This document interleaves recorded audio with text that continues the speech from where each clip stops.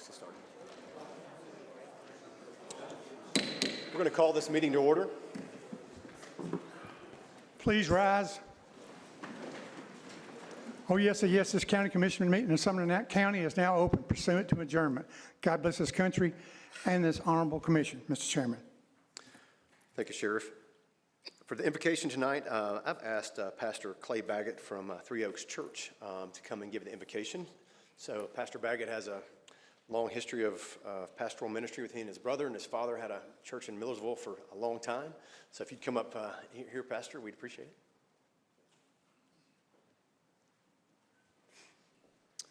Let's pray. Father, we thank you for the privilege and the honor to be in this room tonight. And Lord, I pray that as these things are discussed and the decisions that will be made tonight, I pray, God, that it would honor you, and that as we honor you, we honor each other. We pray, Father, as we debate, as we talk and choose and decide, that, Father, we would remember who we are, what you've called us to, and this amazing community that you've allowed us to be a part of. So, Father, I pray that you'll be with us, guide us, and we pray all of this in the name of Jesus. Amen. Amen. Amen. We're going to have the clerk say the pledge. I pledge allegiance to the flag of the United States of America and to the republic for which it stands, one nation, under God, indivisible, with liberty and justice for all. All right. We're going to have the clerk call the roll. Commissioners Becker, Commissioners Wright, and obviously Chairman Hyde are absent tonight. So we will have, I think, 21. Each commissioner record your presence.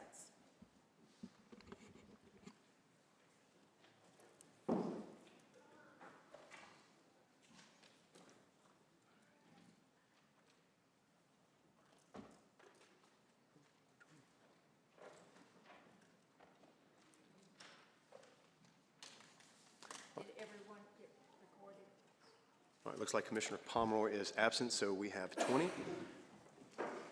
Before we adopt our agenda tonight, I have been asked by the planning director to pull off the Lewis Head Commercial Plaza public notice, and that's he's requested, the applicant has requested for a 30-day calendar delay and deferral, so we will not be having that hearing tonight. So if you can go ahead and strike that off your agenda. So that's under report of the chair, item number 4, public notice, and item number 5, which is the resolution. We're pulling number 4 and 5 off of under report of the chair, the public notice, and the resolution 2403-06. We will not be request by the applicant for a 30-day deferral on this item. If do we have any other changes to the agenda, or do I have a motion? Mr. Chair, I'd like to add something to the agenda, if I could, please. Do you mind? Go ahead, Commissioner. I'd like to add to the agenda the opposition of Governor Lee's Education Freedom Act. Okay. Do we have a second? Second. We have a motion by Commissioner Harris, a second by Commissioner Harrison. Do we have any discussion? Commissioner Jones. I would just like him to expound upon that a little bit because I'm unfamiliar. Can you speak into your microphone for us? I would like him to explain a little more about that, just so I understand what he's talking about. Mr. Chairman, there's been 50 counties across the state of Tennessee that has adopted opposition to this. And if nothing less, I would like to see it go to a committee to get more information, to find out how and if it's going to affect Sumner County in the different ways that it's affected these other counties. Did that answer your question, Commissioner? So are you asking us to vote on something to show opposition to it? I am. Like create a resolution right here tonight? I am. Is this on the agenda? Basically, It is not on the agenda, you're right. I have a resolution that's been drawn up, hasn't been drawn up by our county attorney, but it mimics Wilson counties. I think it was a unanimous vote on the 18th, last Monday night. They voted unanimously in opposition to this. And as I said, there's been 50 other counties to do the same. So this has not, do you have anything printed out? Has it gone to, it hadn't gone to the education committee? Maybe No, it might be. no, it has not. Maybe recommend moving it to education for next month so people can read it and understand exactly what, most someone- people might not understand completely what's going on with the school choice bill. I haven't looked into it, I know, so. If someone would like to amend it to do that, if not, I would send us to discuss it tonight. I would like to amend that to be sent to education, just so I can learn more about it, because I'm not opposed to what he's saying, but I would like to see it go to education. All right, so we have a motion to defer or refer? Defer is debatable, 13 votes. Refer is not debatable, it's 16 votes. Defer. All right, we have a motion to defer by Commissioner Jones, a second by Commissioner Schoaf. Commissioner Boyd, you're in the queue. So my question, Mr. Harris, Commissioner Harris, my question would be to Commissioner Harris. Sure, if you can direct the comments to the chair, I appreciate I it. would assume that we would want to discuss this tonight since the state is voting on this, and we want to send them our words before they vote on school vouchers. And I would assume that's why the timing is such. And that's my question. Is that why we have it here tonight, is so that, but the timing of downtown's vote?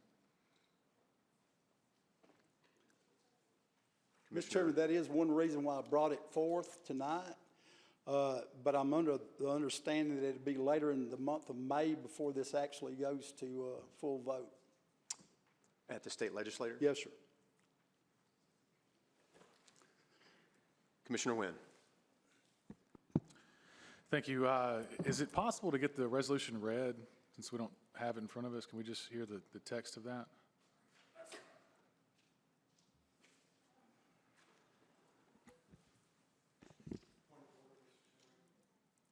State your point. Is it proper to be read when it's not on the agenda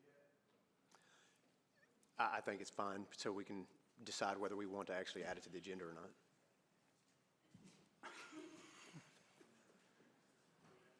Go ahead, Commissioner.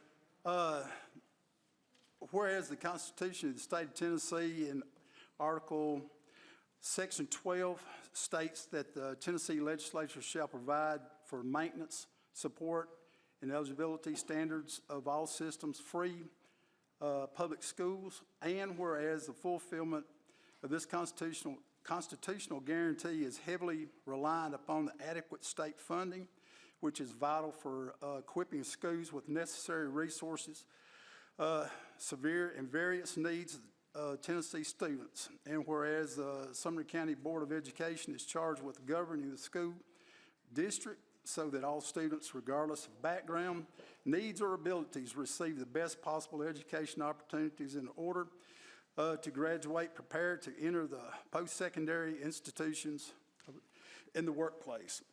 And whereas Sumner County Schools is an educational community that serves a student population of 30,000 plus students, with 36.7% of those coming from economically devastated backgrounds, and whereas Sumner County Schools offer an array of specialized programs, including special education services, career technical education training aligned with local workforce needs, award-winning fine arts programs, English as a second language services, and many other exceptional programs and options which are invaluable for meeting both individual students' needs and Tennessee's constitutional requirements of a free and public education.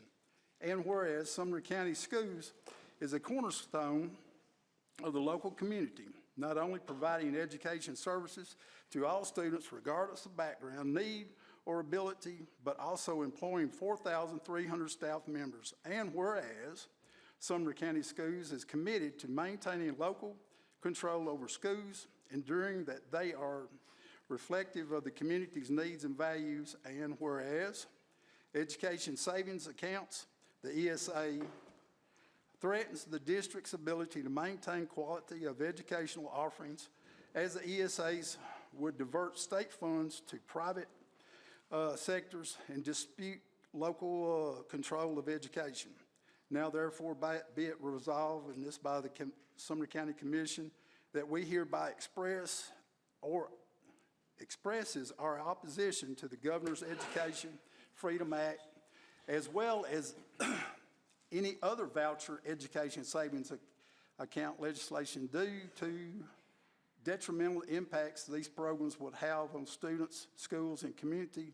And be it further resolved that the Board of County Commissioners of Sumner County, Tennessee urges the Tennessee General Assembly to consider the effect that education savings accounts will have on local school districts and to instead seek out ways to support and strengthen public schools throughout the state of Tennessee. That's pretty much it. Commissioner Schoaf. Thank you, Mr. Chairman. So I appreciate that being read. I know there's been a lot of discussion about this and just in general with the upcoming budget for the state, for the schools. So, you know, this is one of these things that you find yourself in a spot where on the one hand, I think in principle, I know I agree with the principle of school choice, but the execution of a thing sometimes is, the devil gets into the details. So I'm saying all that to say that I don't have enough information to make a call on this tonight, but I would very much like to see this considered in legislative. I think we should add it to the legislative committee, and I'd certainly like to see Dr. Langford come speak to it, maybe a representative from the state to come speak to it, to hear both sides of this, and to fully vet this. I think it's important to listen, to understand what we're looking at here, if this is something that we want to do. Not necessarily opposed to it at all, not necessarily for it, just want to, you know, I know various people have said this at different times, you know, the committee process is there for a reason. Mr. Harris has stated that there is sufficient time to consider this before a vote, so I think we've got the time, and I think we should defer this. That's what I'm going to vote for. Commissioner Brown. What was read was primarily a financial situation as far as funding the schools. Now, I'm coming at it from a different angle. I'm opposed to the voucher system because of the government interference into things like I homeschool my two grandsons. And Aaron's Academy, which is the umbrella school, said they're not going to take any of these vouchers because of the interference that the government is going to have into that school. That's what we got away from. We did not want government interference in our education system. And so I think that I can get William Slater. I saw him talking about the voucher system. I can get him to the education committee and explain the whole situation. And I would like to see it referred also to the education committee. At this point, I think we need to take a vote, because if we're going to add it to the agenda, there's debate later versus just adding it. So we're going to pause, Commissioner Jones, we need to take a vote unless you're, without withdrawing your motion. So I need to ask you a question. Point of information, Mr. Chairman. Do I need to amend my amendment to change to add it to legislative also, or just leave it at education? I think it should go to education. Do both? But it's my, I think. I think we should do both simultaneous. All right, we have a motion to defer. We have a second. Let's put it on the board. This is on the motion to defer to education.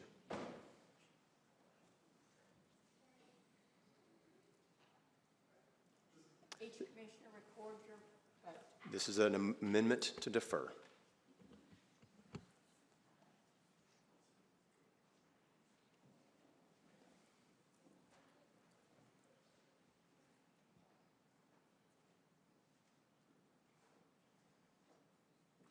All right, motion carries, so that will get put on both education and legislative agendas for April.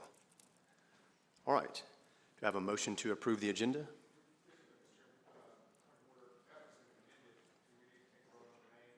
No, it just got deferred to, yeah. So do I have a motion for the main agenda? Motion by Commissioner Klein, second by Commissioner Rogers. All in favor say aye. Any opposed? All right, motion carries. Do I have a motion for the approval of the consent agenda? Motion by Commissioner Rogers, second by Commissioner Harris. All in favor say aye. Any opposed? All right. Motion for approval of the minutes. Motion by Commissioner Rogers, second by Commissioner Klein. All in favor say aye. All right, motion carries unanimously. Without objection, would it be okay if we did the certificates of recognition before public speaking? So any objection? All right, Commissioner Rogers.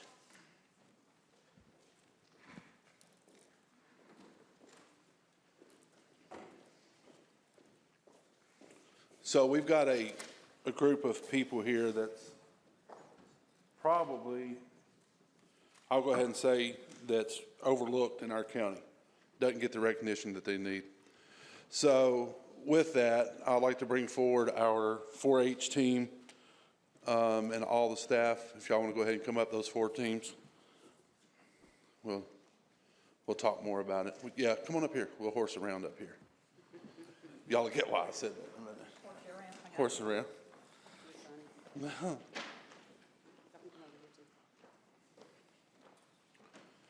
So while they're making their way up here with these kiddos,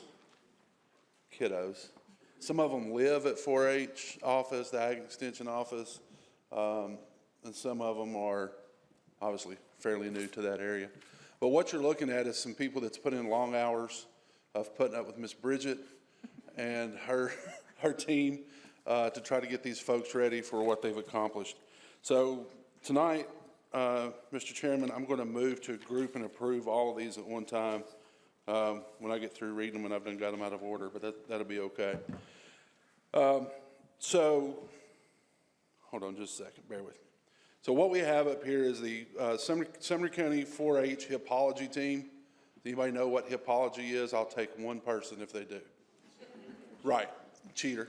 It's the study of horses, not hippos.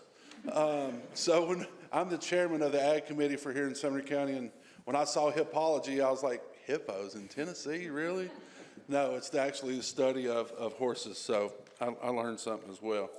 So these guys, ladies, have, again, put in numerous hours of work. So, Mr. Chairman, I'd like to, on the 25th day of March 2024, recognize the Sumner County 4-H team who participated in the hippology senior division. These folks will be going to the reserve champions in the UT Knoxville Horse Bowl contest, and I'll continue reading. And then on the same day, the Sumner County 4-H team competed in the Horse Bowl senior division. They are the champions. Mr. Chairman, I'd like to also make mention that by them being the champions, they will go and compete in the Southern Regionals 4-H Horse Championship in Perry, Georgia. And then if they win there, which we're sure they will, no pressure added to these folks, they will go on up to Louisville, and then we'll have a big horsing around party when they come back. They're already going to Louisville. Oh, we'll have a horse around party when they come back from Louisville because they're already headed that way. I was just informed. So also we'd like to recognize the Horse Bowl Junior High Division, 3rd place winners in the Horse Bowl contest that was in Knoxville. So also, last and certainly not least, the Sumner County 4-H team participating in the hippology Junior High Division being 3rd place winners in the UT Knoxville Horse Bowl contest. So with that, Mr. Chairman, I move to group and approve. All right, we have a motion by Commissioner Rogers. We have a second by Commissioner Jones. All in favor say aye. Aye. Any opposed? All right, congratulations, guys. Bring them in so you get a picture. We got a picture. We don't get too hot.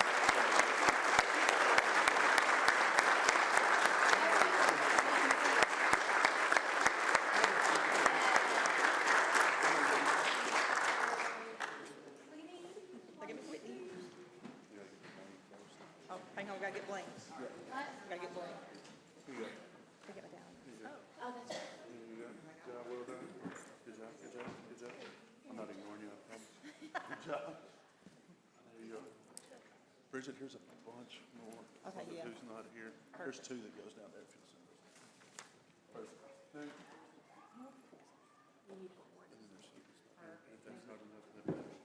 Guys, let's give them another big round of applause.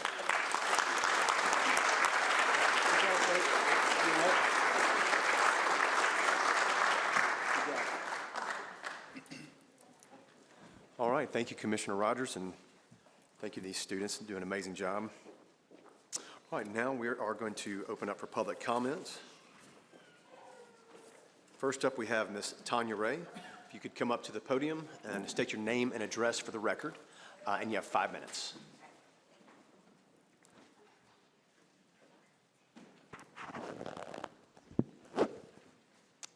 Afternoon. My name is Tanya Ray. My address is 929 Aqua Drive, Gallatin, Tennessee. I would like to thank all of you for considering my resume for a seat with the Sumner County Library Board. I'm sure it's nice to finally put a face with a name.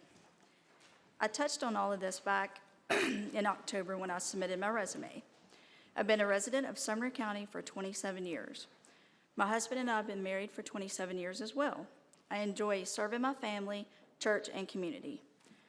My husband and I own our own business of 20 years. For us as business owners, it has allowed us the flexibility to have time to serve others in our community. If I am chosen to fill one of the seats with the board, I will work hard to uphold values of Sumner County. My belief is God has gifted each of us for a specific purpose. The journey may not always be easy. However, God promises to be with us as we follow the path He has placed in front of us. This reminds me of the verse, I can do all things in Christ who strengthens me. Sumner County has been good to me, and this is an avenue for me to serve and give back to the community that I love and value. Thank you. All right, thank you, Ms. Ray. Next up, we have Ms. Laura Bagert.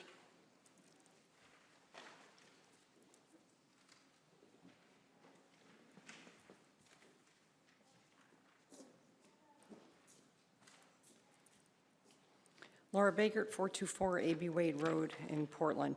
And I'm speaking tonight on 240312, the appropriation of $135,000 for one-time bonuses to the Highway Department.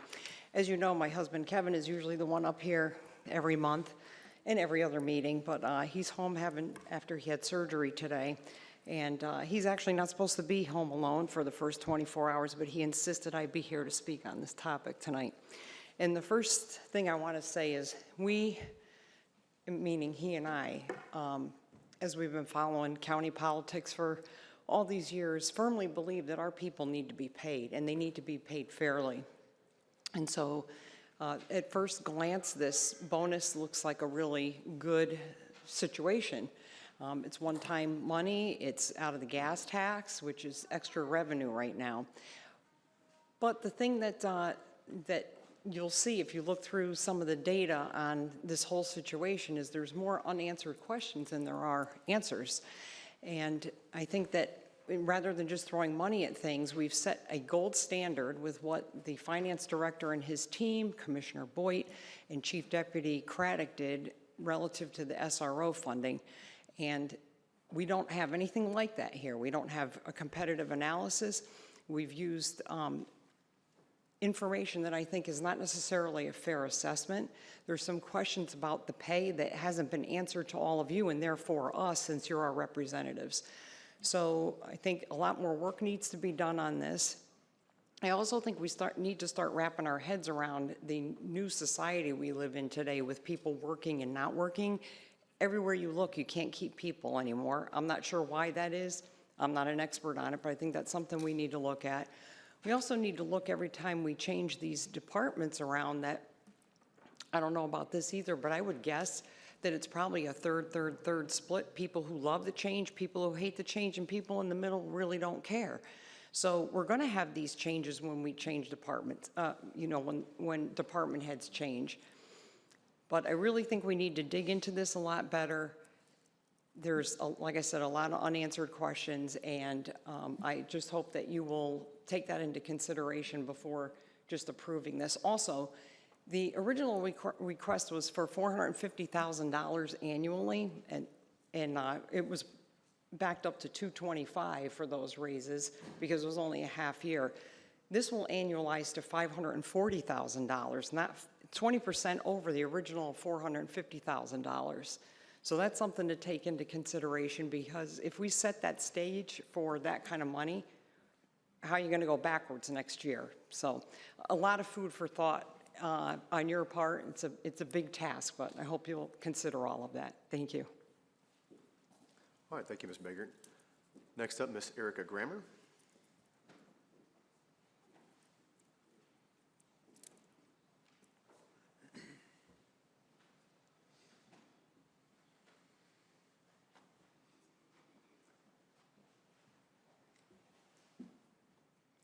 Hello, I'm Erica Grammer, resident of 1007 Chelsea Drive in Goodlettsville. And I want to state that I'm in full support of the 3 library board candidates that have been fully vetted through the regular process of Committee on Committees. I believe that each of these 3 ladies will be good for the library board, our 5 libraries, and our community. I am currently on the Sumner County Library Board. I was appointed at the end of June 2023. I've had the pleasure of meeting many of you and look forward to meeting those of you that I haven't. I appreciate you all in the position that you are in, and I know that you have responsibilities to your constituents in our community. I know you get to hear from many. I appreciate the variety and what we all hear from the people of Sumner County. I've been surprised to hear some of the misinformation that affects many things, and sadly, even some of your opinions on us as the library board. And that really makes me sad because I would like this board to be known correctly with our true intentions being shown rather than the misunderstandings and lack of trust that seems to be happening. I know that when I was appointed last summer, I felt it was an extreme honor to be trusted with 2 things that are really important to me: our community and these 5 awesome libraries. Libraries are a big part of my heart, not only because I love books and reading, but also because they were a very fun and safe spot when I was growing up. I was badly bullied when I was growing up, and my librarians were sweet encouragers and friends. I came into this volunteer position myself very excited to help where I can help the libraries be a fun and safe place for the variety of people in our community, especially for children and teens. Our board has been greatly critiqued since I've come on the board, and many delays have happened for different things.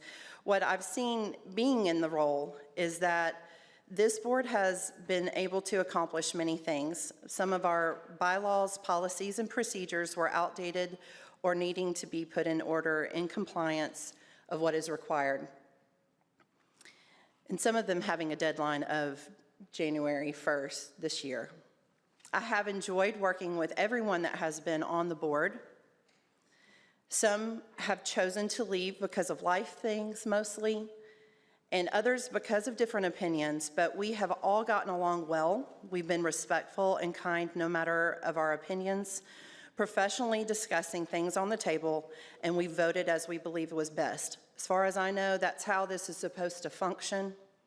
I haven't seen people being disrespectful or mistreated.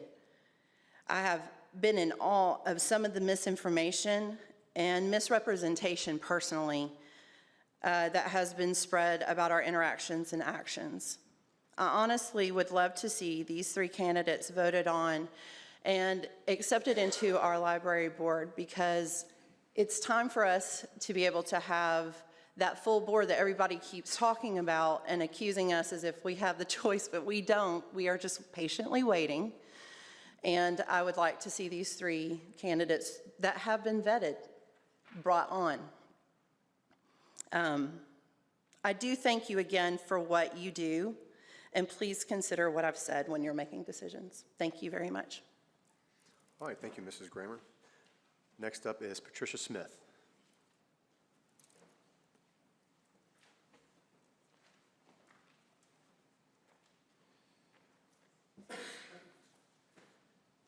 My name is Patricia Smith. I live at 112 England Place in Hendersonville. I've taken an interest in the library board, and I've been to many of their meetings. I really appreciated the last meeting that I attended. There were so many good things that happened during that meeting. We have 5 really great library directors. And they're doing their best to work under a library board whom, I'm sorry, is dysfunctional. The library board has not had a quorum to do business, to conduct any business since before Thanksgiving. And I don't know if they're even going to have that. They don't meet again till May, so it'll be 6 months before our library board can do anything. And they do have deadlines. They do have things that need to be done. But it has been, the library board should be totally staffed with 11 members. The library board itself wants to reduce the numbers, and that's only the commission can do that. And I don't see that on the agenda. So basically, there hasn't been a quorum to conduct any business. The last meeting that I went to just recently was a wonderful meeting, but there was not a quorum. So they turned it into a study session, and it was one of the best things I've ever seen. They highlighted all their work that they're doing and wonderful things that they're planning for their committees, from community gardens and seed libraries, toy libraries, renovations, revitalizations, new books, egg hunts, community outreach. And the focus our library directors are doing a great job. They're doing a wonderful job, even with the obstacles that have been placed in their way. They have learned how to handle it. They're really good. But we do not have a fully staffed library board. The 3 people who were on the agenda for tonight have been on the agenda several times. I've lost track of how many times. I'm sure somebody knows, but there's a question of where are all the other resumes of all the other people who have applied to the library board they don't even know where their resumes went to. I know for sure that 5 additional people have submitted resumes to be on the library board and actually felt compelled to send their resume to each one of you because they thought it would be ignored or lost or something. So we really need this commission to step up and to actually make sure that our library board is working in the way it's supposed to, because we love our libraries. We need our libraries. And I really hope that you will do that tonight. Thank you very much. Thank you, Mrs. Smith. Next up is Ms. Joanna Daniels.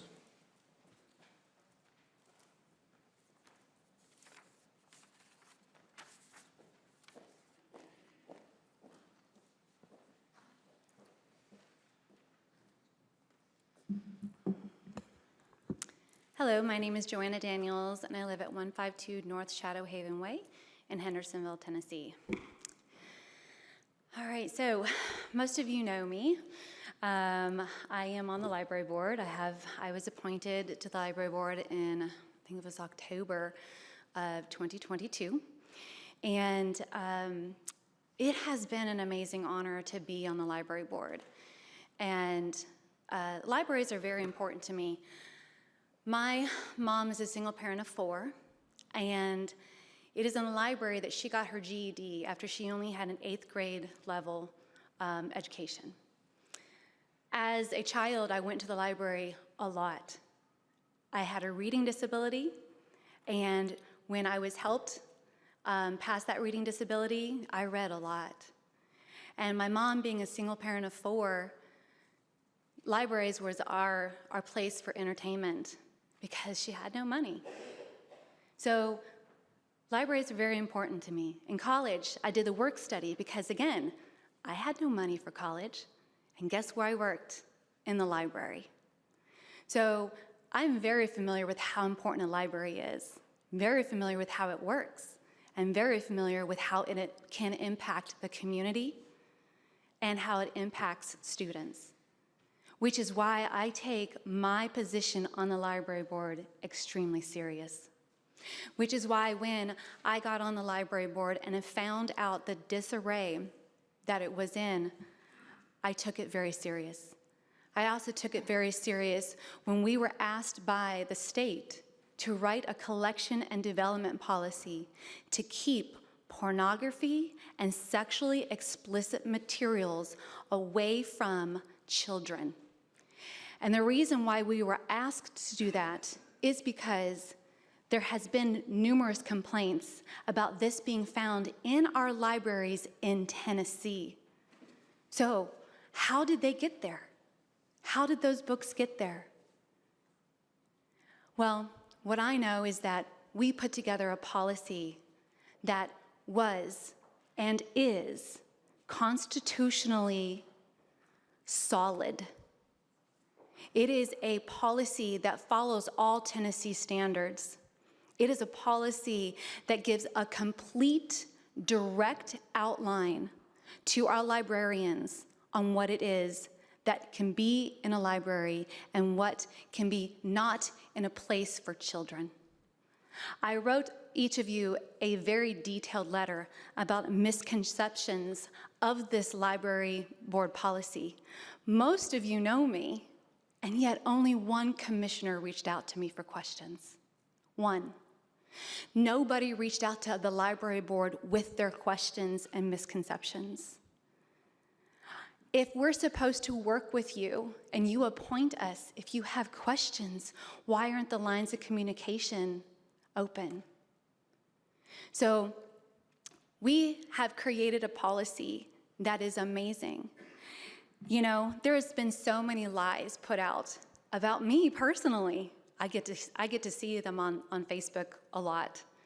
One of them, which was rather amusing and was spoken at one of the library board meetings, was that I wrote this policy, yes, they refer to me, to completely get books about interracial marriage out of libraries. That's really funny, okay? So there have been numerous lies about me, and all I can do is go, you know what? If you want to listen to those lies without asking me or asking the library board, that's on you, not on us. And it is right, we have not been able to have a quorum. I was out of state helping a family in need where they almost lost their father 3 times. I've had to help an 8-year-old and a 10-year-old get through a very hard time. And before that, another board member could not attend. But that's not on us. It is because this commission has not put forward and put 3 other people on this library board. We want to do our work that we were appointed to do. But if just one person misses, we can't do that.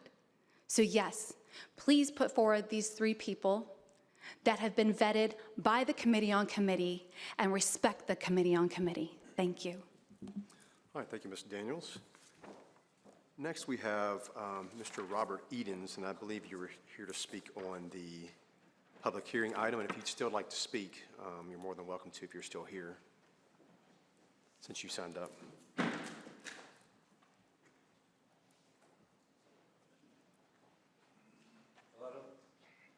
If you can come up to and state your name and address for the record, please. You have 5 minutes. Robert Edens, live at 141 West Roberts Road. I don't know if we need to speak because y'all deferred it. It's your choice. I didn't want to take that away since it got pulled unexpectedly and it was a public notice that you were prepared for, so. Okay. Well, we have a petition wanting to stop this rezoning for the Lewis Head Commercial Plaza Pub. Almost every residence from that area says there. I do have some photos and stuff, if they can be put up. It's not possible, no, sir. Okay, when can we do that? I'm not sure if it'd be possible. We'd have to check with our planning department. You'd have to speak with our planning director and talk to him about that during the planning commission. All right. We did meet with TJ and David Friday and talking about some of the things that they want to do over there in this Lewis Head Commercial Plaza Pub. Pretty much is, I do have photos and stuff like that. Last time I was here in November, they told me that we'd be able to present some of those photos for everybody to see. These photos are the problems with the water and stuff like that that we have and the way the land is zoned. The contour lines of the land and how that water is all running off the top of this hill from the dollar store. I have photos of where the way the water runs from the subdivision up above and how it affects everybody down below. I'd like to try and get those to where everybody can see those and see what actually is going on over there. The property that they have put up there for this rezoning is all on a hillside, which affects several things around there. We also have a creek that's behind my property that is part of my property that where they're wanting to put this at, it all turned to concrete, and everything that's back there, which is actually it's a constantly running creek that is supporting wildlife. It's an ecosystem. And if we allow concrete to go in there, all the runoff, the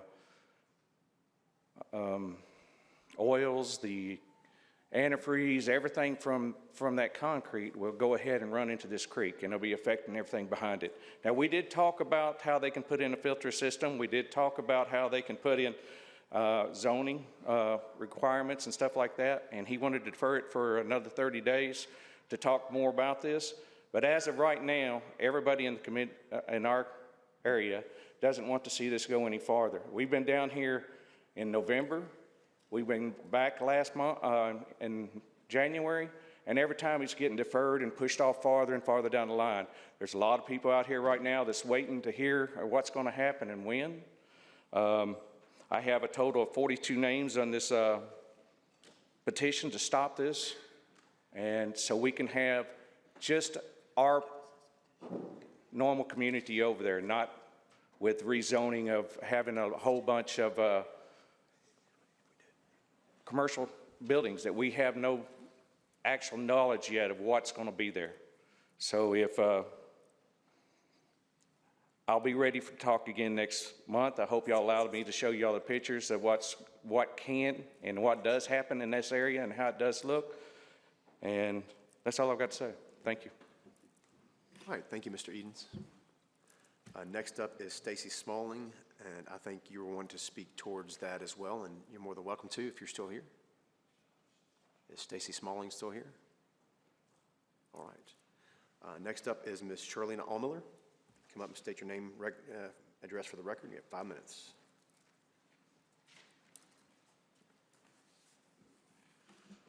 Hi, I'm Charlena Allmiller, and I live at 143 Ruland Circle, Hendersonville, Tennessee, 37075. I'm here to talk about 3 items. The first is 240309, the Brown Trust. I watched the committee meeting to discuss it, and I watched both the Legislative Committee and the Budget Committee discussing this, and there were some really good questions that were asked in that, like who owns it and whatnot. And I'm glad to see the codicils that were added to the agenda tonight. And if you start on page 93, that's where codicil 1 is of the agenda that's online. And the first part that gives the $500,000 to the county is subject to all these conditions, which is very much just like a grant. In order to do things, you get that money in order to do things. And just like a grant, this legislative body would need to pass a resolution in order to accept it. I haven't seen a resolution accepting it yet. That's what this resolution would be tonight. But I do believe that the Budget Committee chairman made some really good points about, is this something that the county wants to put themselves on the hook for? Because that money, once it runs out, if you look at the language in there, you do not get, the county does not get the property. In section 2, underneath that, there's a key word that is different, and it says it's devising the property. And in law, the definition of devise applies to real property. Real property is land and buildings. Personal property is money. The word devise is not in that first section. The county does not own this property. So this $500,000 is just like a grant, and that's fine if the county wants to do it. But as was discussed in the committee meetings, the county and the school system agree that the school can do it for cheaper. So let's put ego aside about what can be done and all these things, and let's just do the smart thing and look at everything, and if we don't know those answers tonight, go back to the drawing board and look at it again before you guys make a decision that a few years from now, you're going to be wondering why you made the decision now. The other thing I wanted to talk about was 240313, and that is the county attorney's contract. I am unclear as to why you would convert benefits of disability benefits to a salary increase plus benefits, as is worded in the agenda. I do just want to point out that during the Budget Committee, there was discussion about giving EMS personnel who are leaving in droves a bonus to make it to the end. And if that happens, I do hope it happens like over time so then we can retain them. But this $4,500, based on the numbers that were discussed there, would be about 2 to 2.5 personnel, EMS personnel getting a bonus between now and the end of the year, instead of giving additional money to an employee that is already getting more than the previous employee. So if you want to compare the benefits of this contract for this county attorney to the previous one, then I would also recommend that you compare the salaries, because if you compare the whole compensation package, you're going to probably find out that this one is more expensive than the last one, and that should be transparent to the taxpayers who are paying for it. I would also like to know if the county attorney is going to be paid for the entire term of the contract, then why are we paying for disability insurance as well anyway?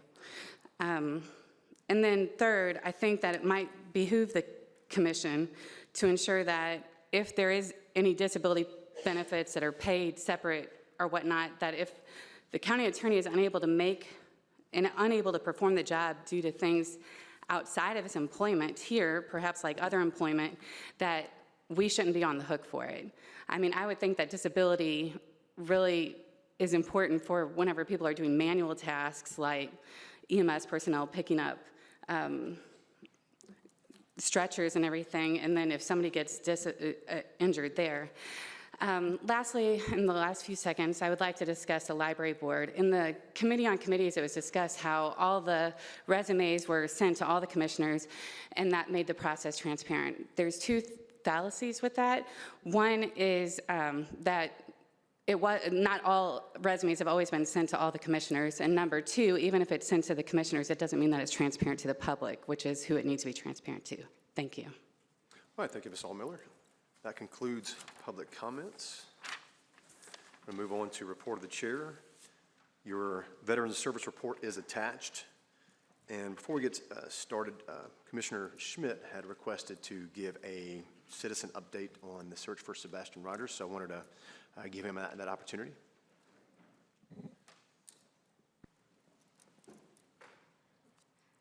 Thank you, Mr. Chairman. Is this working? You're on. Okay, so this is probably going to be one of the toughest things, and y'all may agree with me, one of the toughest things that I've ever had to see during our first couple of years in the commission.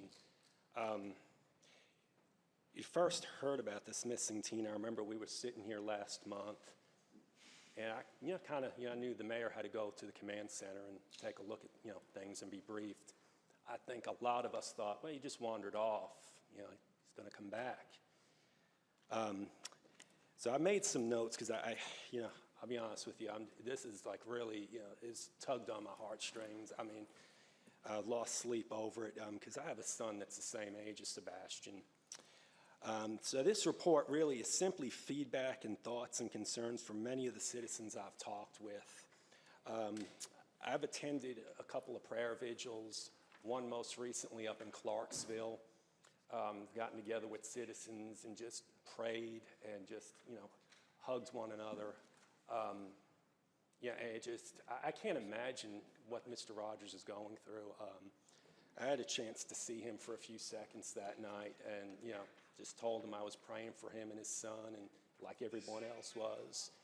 Just hugged the man and just told him, look, I'll do what I can, and I pledged to him that, I would at least show, and I'll show these in a couple minutes, the flyers of Missing Sebastian on my Facebook page. And I encourage anybody, I'm not looking for the attention and telling people come to my Facebook page and share it, but I invite anyone, whether you agree with me politically on any issues or not, to share this flyer. One thing we all have in common, and we debate things every month. We're all parents. Most of us are parents here of kids. I wouldn't wish this on anybody, no matter how much of a disagreement someone has with me on issues or not. The concerns that many of the citizens, are bringing to me when I meet with them is that this Sebastian will fall off the radar and leave people's memory. Citizens and myself have asked and continue to share Sebastian's flyer, continue to reach out. What they're asking, and I'm asking, is just continue to reach out to your neighbors, your church members, your family members, coworkers. Just pass the flyer out to them via email, social media, or a physical copy. I mean, I got a donation of about 1,000 of these flyers from a citizen. She says, I can't do anything with them right now because she had a family emergency that had cancer. She says, would you do something with them? I said, yeah, absolutely. So tonight I was intending on bringing most of them with me. I brought a small amount because I got a call from a citizen that they're coming up from Clarksville, that they've set up a command center with the United Cajun Navy. And I know everyone has opinions on that, and I respect everyone's opinions, whether they're for it or against it. But they're going to be distributing nearly 1,000 of those flyers out there. The citizens and myself have asked, check your surveillance cameras daily. You never know. I just checked mine the other day, and a few weeks ago, and I posted one on my personal page of a red Commissioner, fox. would you mind speaking into your mic a little bit more? I'm sorry. Thank you. I posted a picture of a red fox on there. I just missed it, overlooked it. So my point is, and their point is, please review the surveillance videos, especially residents, across the Long Hollow Pike corridor. You just never know. They agree with me, the ones that I've met. Our law enforcement from the Sheriff's Department has done a great job. I went to the command center. They want Sebastian found probably more than parents at some, if that makes sense. They're invested in this. When I met with them and the emergency management in that command center, them men and women, you could tell, they want this boy to be found, and they're working hard at it. And I'm not going to speak for them, but I can tell you this, from what I've seen reported, they are doing the investigative portion of it. And I want people to know that, they're in good hands. I mean, these men and women care about our community. They're working hard and doing the best they can. The other areas that they just want to remind people and myself is check under your deck, under your porches, under tarps, crawl spaces. You just never know. We just don't want to leave any stone unturned with that. Message two is if you see something, say something. And my message to the citizens out there is if you see something, what I mean by that is report it to the law enforcement first. TBI, Sheriff's Department, those men and women can handle it. Those are who we need to do. Believe it or not, I've met people since this has happened that weren't aware of him missing. My wife and I went up to Clarksville, and these other people said, what's going on over here? I said, well, we're having a prayer vigil. They're like, for what? So, we explained to them why. And they were like, oh, I just never heard of that. I said, well, you're on Facebook? No. You watch the news? No. Gave them a flyer. We did one up in Hendersonville at Beach High School.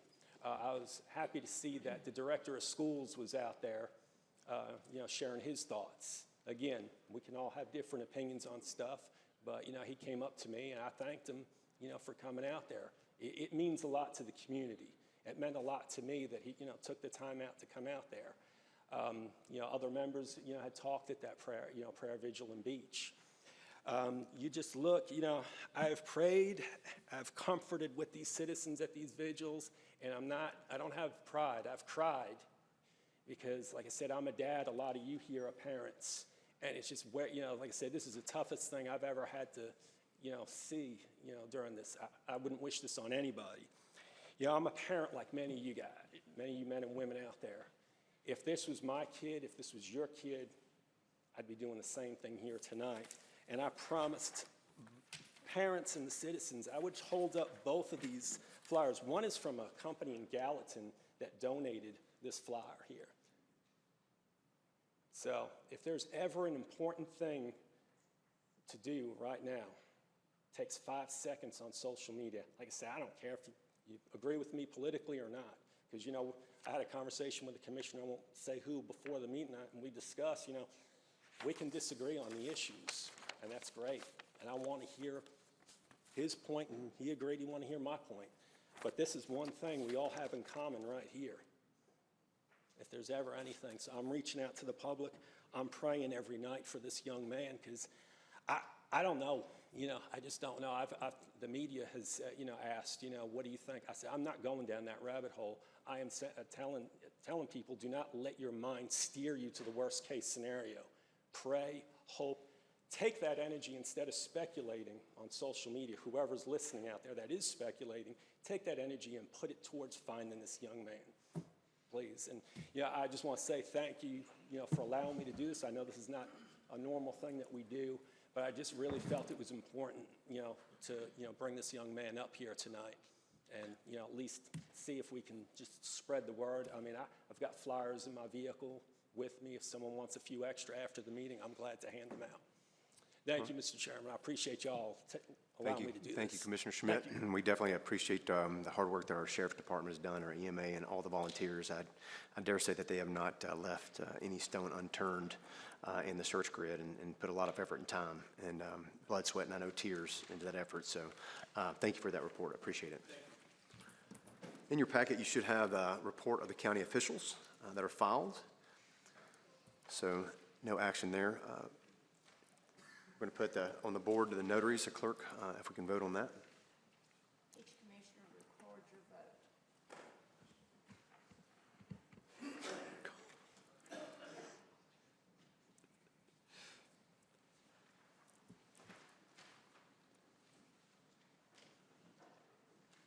All right, the vote is unanimous. Yay. Made progress tonight. Next is reports of your standing committees and actions on recommendations. Health and Emergency Services Committee. I'd say no report, Mr. Chairman. All right. Education Committee. No report, Mr. Chairman. General Operations Committee. No report, Mr. Chairman. Highway Committee. No report, Mr. Chairman. Committee on Committees. Thank you, Mr. Chairman. Item 1 on Committee on Committees is the Library Board of Trustees.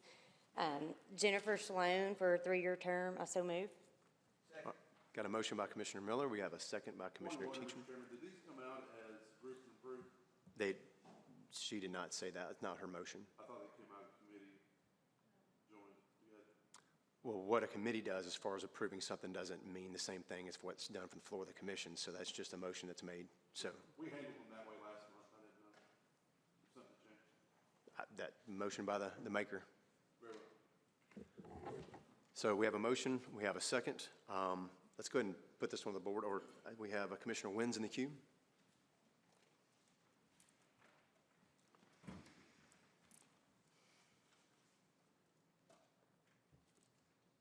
Go ahead, Commissioner. Thank you, Mr. Mansfield.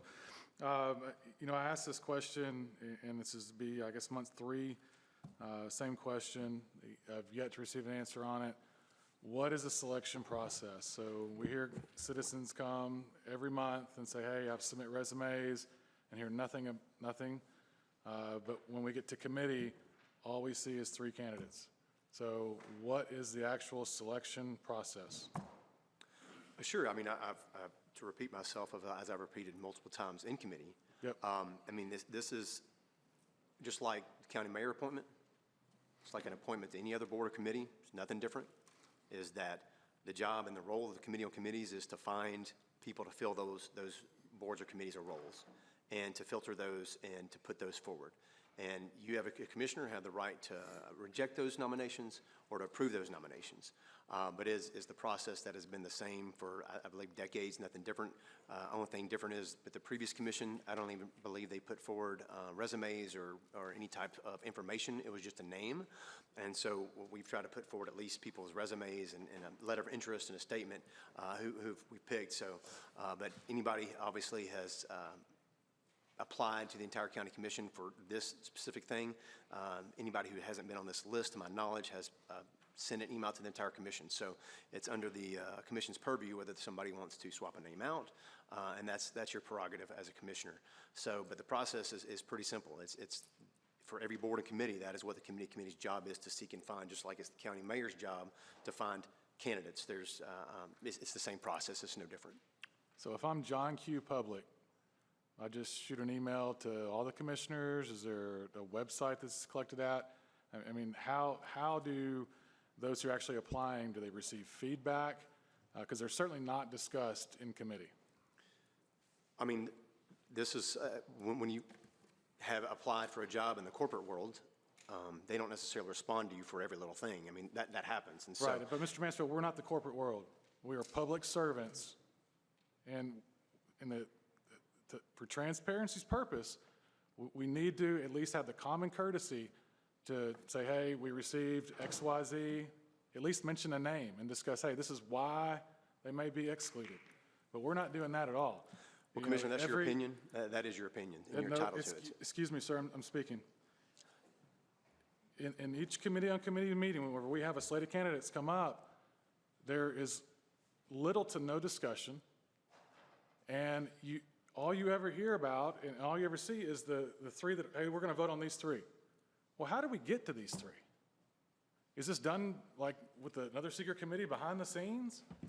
Is there somebody else picking them? Who's picking them? Commissioner, I'm not exactly sure, but this is about as far as we're going to go on this. I've already answered that question. No, You're you not have going to get a different answer for that question. You've dodged this question now, Mr. Mansfield, for 3 months. You've had the answer. It is time to answer the question. The question has been answered. No, it has not. You are out of order. No, sir. Yes, I'm calling you out of order on this. Hey, call me out of order. You're out of order. We're going to move on now. We're going to take a vote. Hey, if you don't answer the question, just say, hey, I'm not answering the question. Okay. Commissioner Teachner, you're next.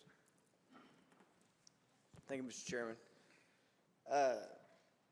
I'll speak on this just because there was a lot of discussion in the most recent committee on committees. I opened up and shared my heart pretty openly. I spoke with all three folks, and I know that right now we're voting on Ms. Sloan. But I felt pretty confident that I shared my opinion because I felt that my citizens wanted me to share that, and so I was very transparent with it.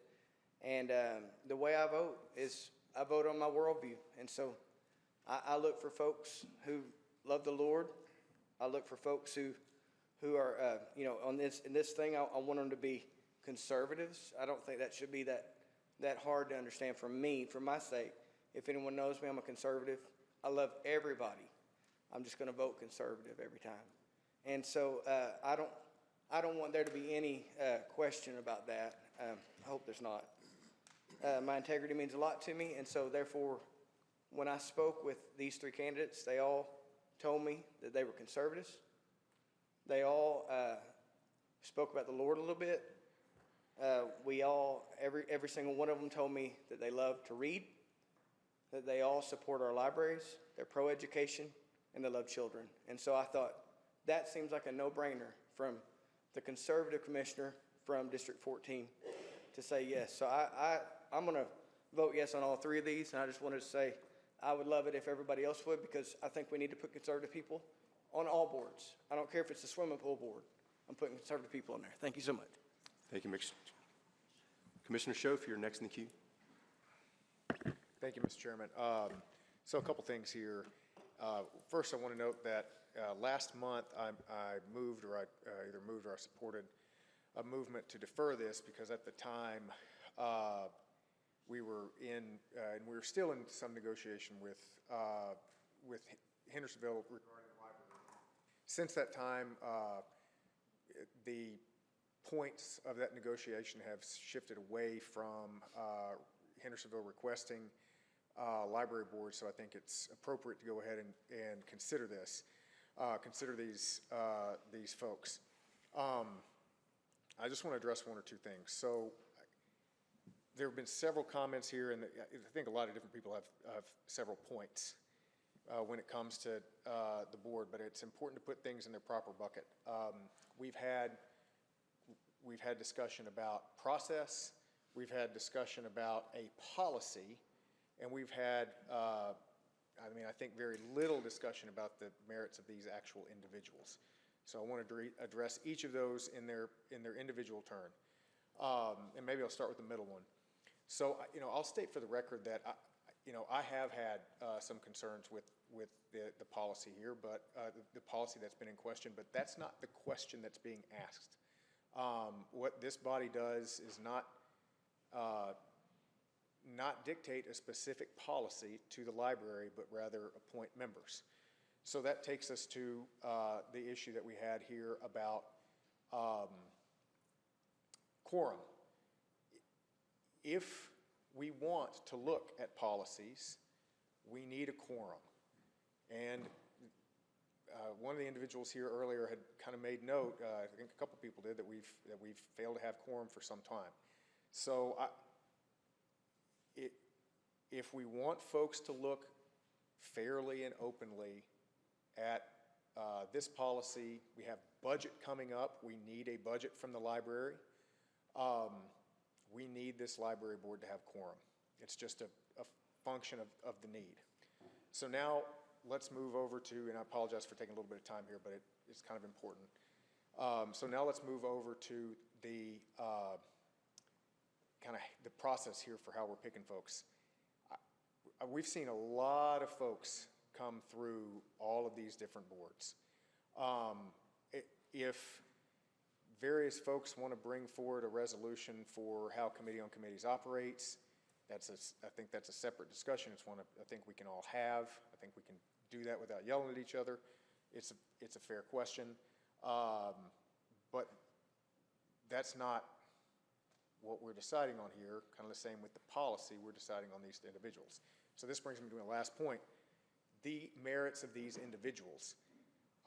I have not seen any compelling reason not to appoint either of these folks. I have not seen anything compelling that, if we're presented with a slate, the option is to give a slate an up and down vote.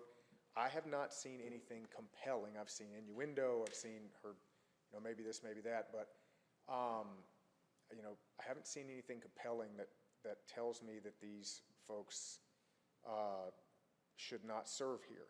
So if we want to address any of the policies, then we need a quorum to do it. And I know we have budget coming up. We also need quorum. And the question regarding the selection process is an entirely different question, although it is related. So I'm going to support these folks, each in their kind. That's why I'm going to do it, and I wish them best, and I'll happy to talk to them. All right, Commissioner Ring.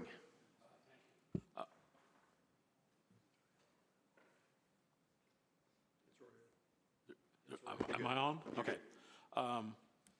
The reason I pushed the button was I was going to ask about what Commissioner Schoaf brought up, but I've got a second reason also. I want to clarify something. When I was on the Committee on Committees previously, if the county mayor presented a recommendation, we very often would ask, were there other people who were interested in that position? Can we see a resume? That was done quite often. Now, I won't say every single time, because nothing's every single time, usually. But I think that it's important that the Committee on Committees know the people who are applying for this position, not just a few people. I think it's important that when people are applying for a position, that they should be recognized. And that's all I have to say on that subject. Thank you. Thank you, Commissioner Ring. Commissioner Jones. Call the question. Question's been called. Is there a second? Second by Commissioner Schoaf. Take 16 votes. All in favor say aye. Aye. Any opposed? No. Let's put it on the board.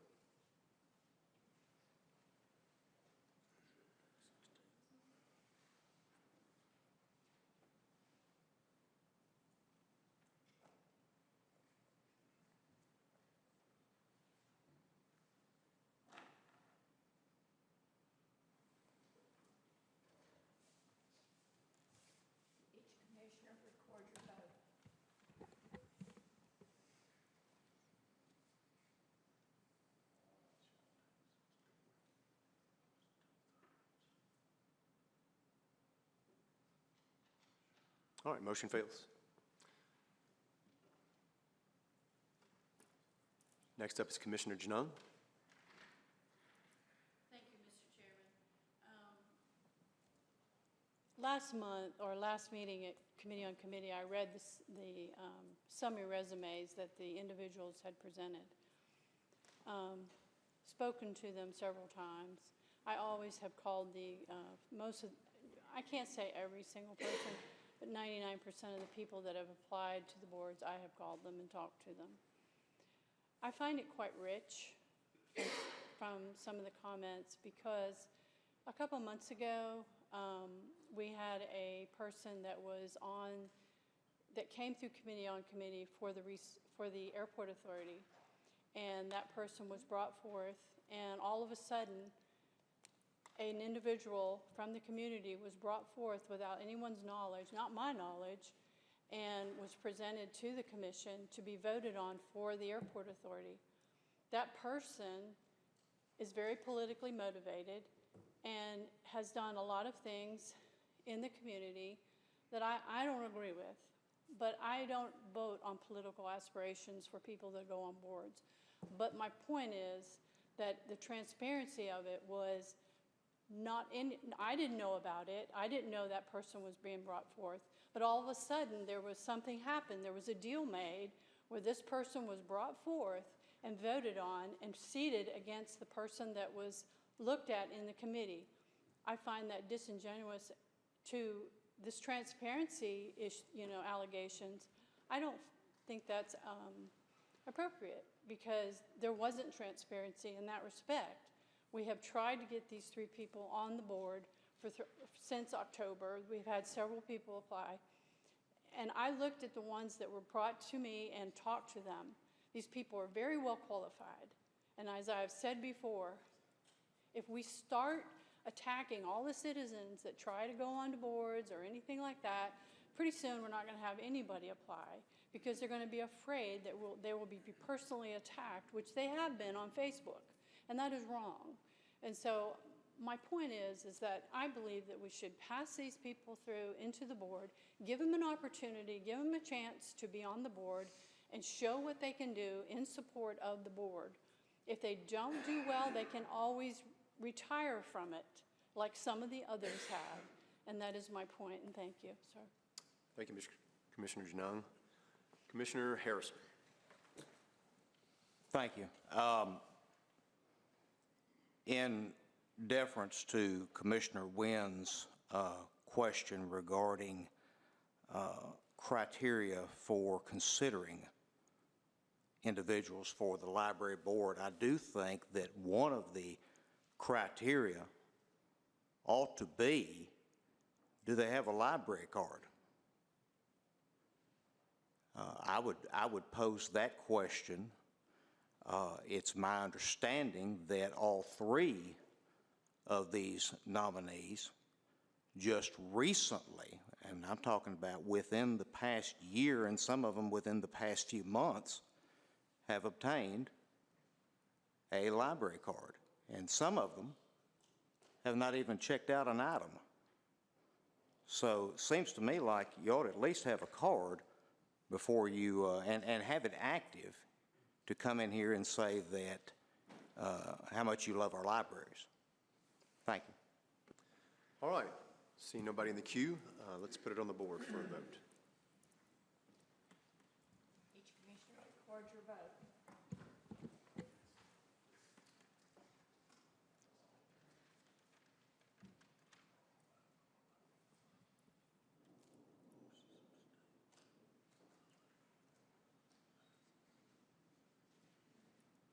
All right, motion fails to carry.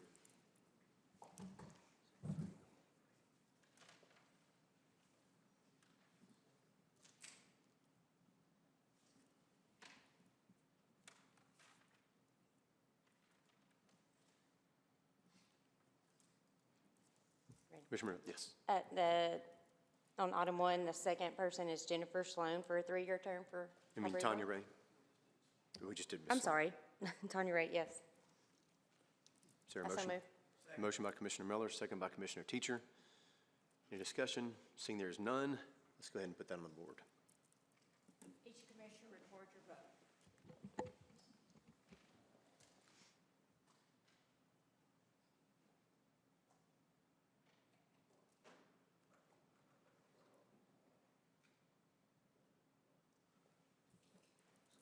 All right, motion fails to carry. Next one, Commissioner Miller. The last one is Jackie Wright for a 3-year term. So moved. Motion by Commissioner Miller, second by Commissioner Holmes. See anybody in the queue? Let's go ahead and put that on the board. Each commissioner records your vote.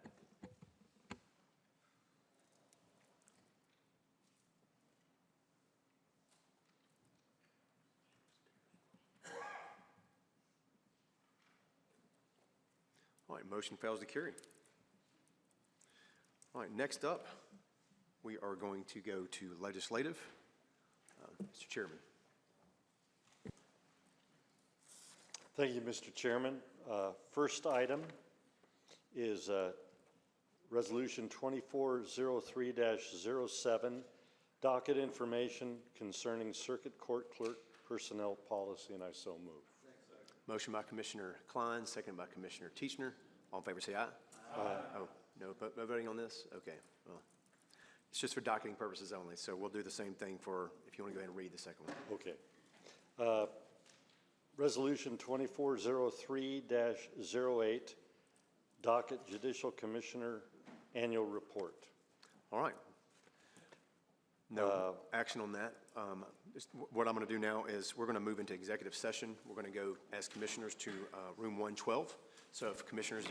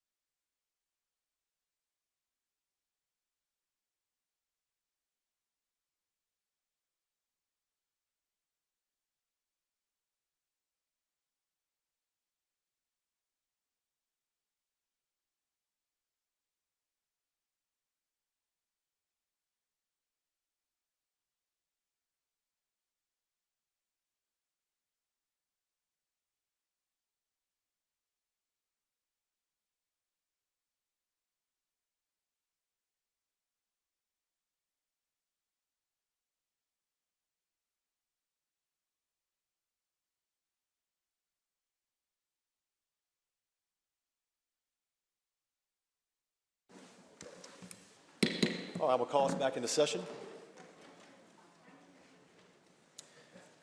All right, we're going to take a vote. A yes vote will be to accept the county law director's recommendation on the executive session, and a no vote will be to reject that recommendation. So we're going to put that on the board. Madam Clerk? Each commissioner record your vote.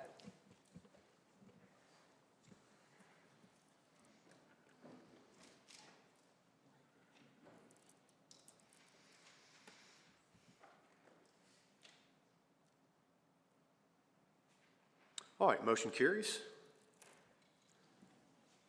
Chairman of Legislative.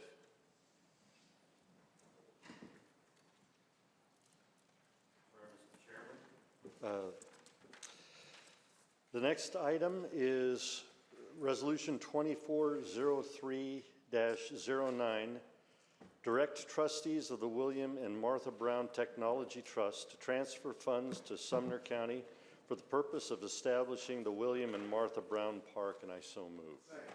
Motion by Commissioner Klein, second by Commissioner Jones. All in favor say aye. Aye. Any opposed? No. Let's put it on the board. Or, hold on, I have Commissioner Janung's in the queue. Sorry. Apologies, Commissioner.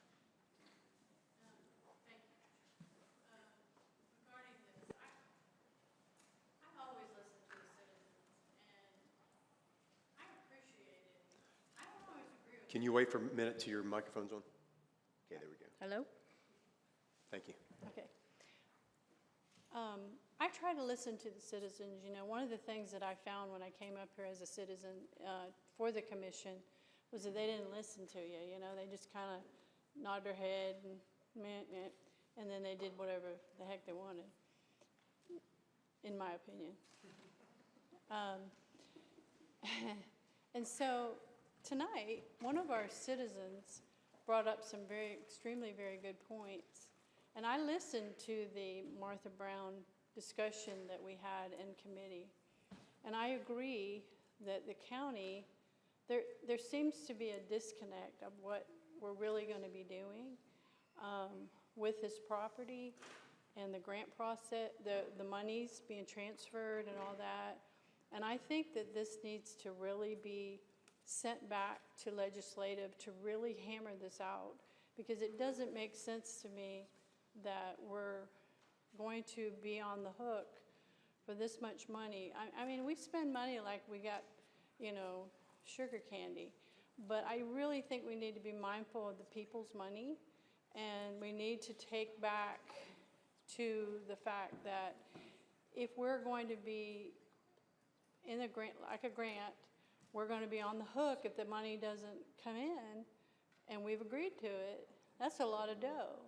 And so I believe it needs to be hammered out a little bit more, and I make a motion that it be deferred back, or referred, I don't know, referred. Refer is a no debate, and it's 16 votes, and defer is you can have debate, and it is 13 votes.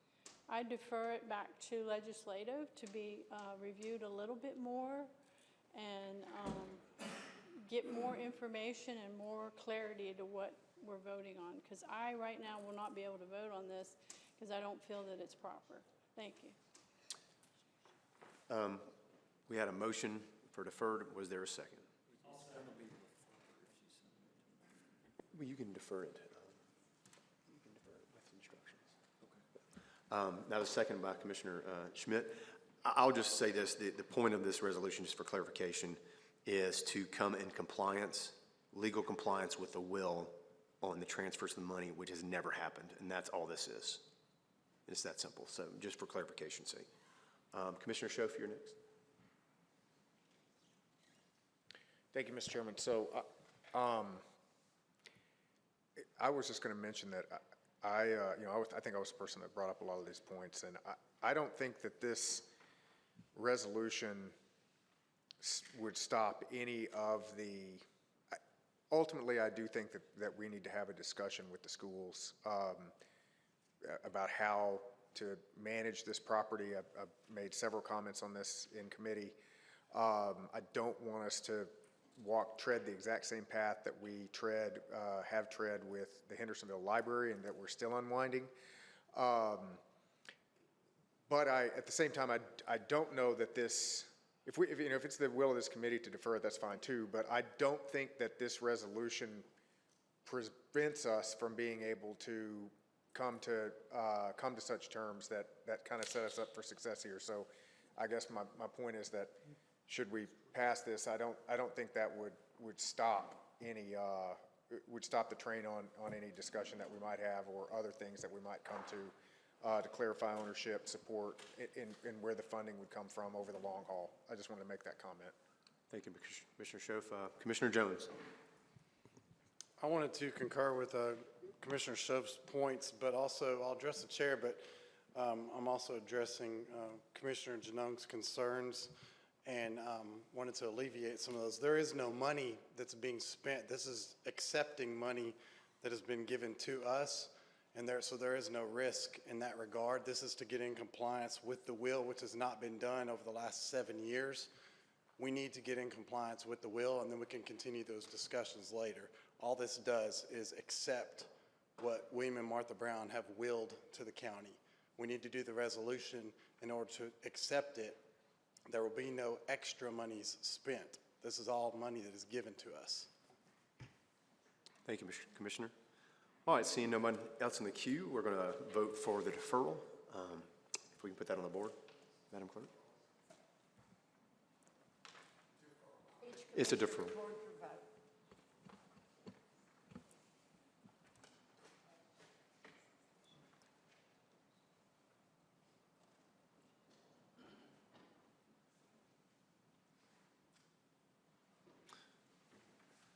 All right, the motion to defer fails. We're back on the main motion to, there was a motion and a second on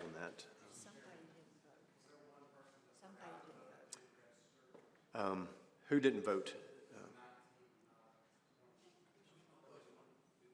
What was your vote that you, yes to defer? All right, Commissioner Moss was a yes to defer.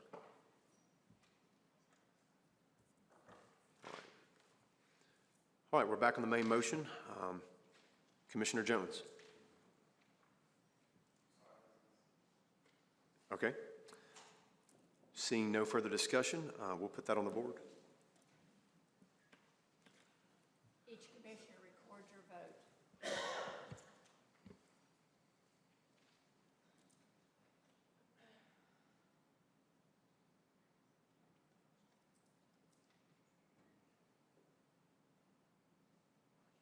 All right, motion fails to carry.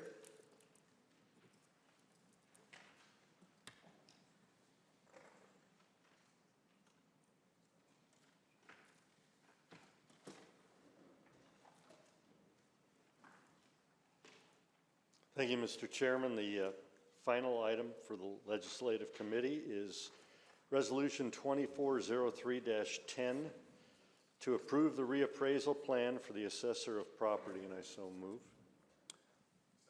Motion by Commissioner Klein, second by Commissioner Schoaf. This was a request by the county mayor, just to let everybody know, full disclosure, that to add this to the agenda of the full commission, so we got it in at time. He said it's important, after speaking with the property assessor, and I'll paraphrase, Mr. Mayor, and let you speak if you want to, that it was important to pass this reappraisal plan so that he could sign it and forward it on to the state Board of Equalization for their approval process. He felt that if we waited another month, we're going to miss that deadline for the Board of Equalization. So regardless of the pending legislation, the state General Assembly, anything else, it doesn't preclude us from being able to opt into this plan and go ahead and get it so we can get that process started. So that was a request of the county mayor and the property assessor. So just a little background on how that got on the agenda out of committee. So is there any discussion? Commissioner Jones. Yes, Mr. Chairman, this is to keep it at the 5-year reappraisal. It's a 5-year appraisal plan. That's what's in your packet. That's what we're currently on. All right, seeing no further discussion, let's put it on the board. Madam Chairman, Clerk. Each commissioner record your vote.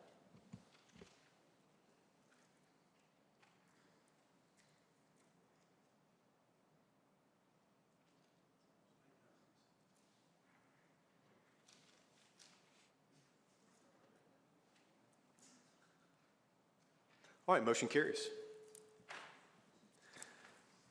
All right, Mr. Chairman of Budget.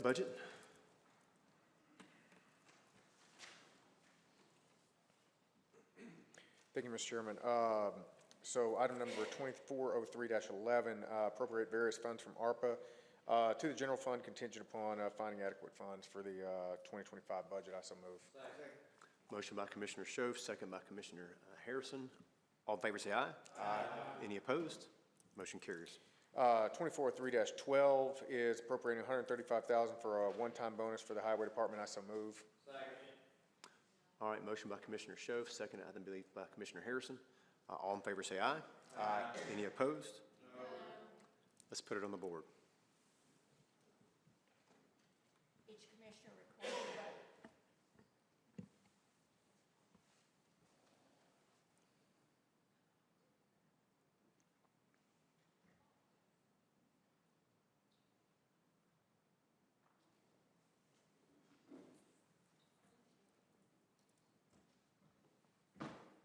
All right, motion carries.